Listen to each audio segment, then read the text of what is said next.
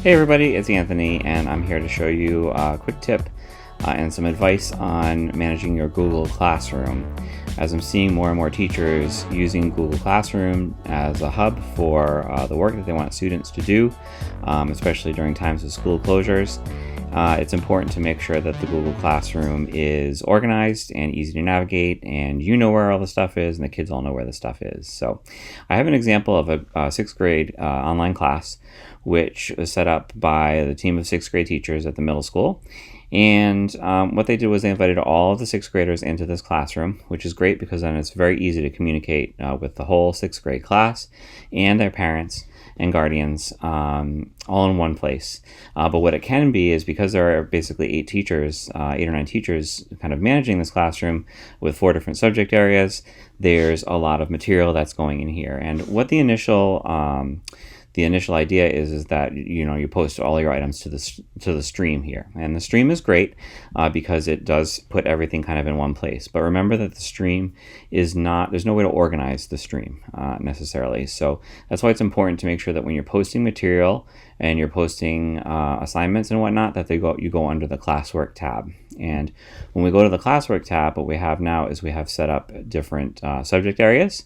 So if you're an elementary school teacher and you have for your classroom, you want to have different areas set up for your various subjects, you can do that.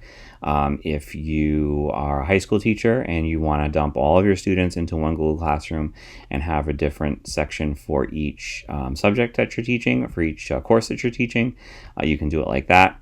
But basically, this is how the 6th grade team has set up this, where they have one topic for each subject area, and they're posting the assignments in each of those topics. So then the kids know, okay, this is my math work, this is my science work, this is my language arts work, and this is my social studies work.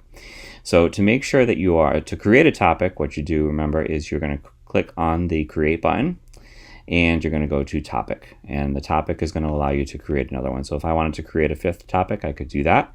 I would click on that and I would create it. When I'm creating an assignment or I'm adding material, so say I want to add material, I'm going to title it, I'm going to describe it, I'm going to add whatever it is that I want to add to it. And then over here on the right hand side, I'm going to make sure that I set a topic. So I'm going to choose one of these subject areas to put the material under. And that just doesn't work just for material, it works for any items that you're posting, assignments, quizzes, all that kind of good stuff. So that's what you do there, and that's gonna make it a lot more organized. It's gonna make it a lot easier to find.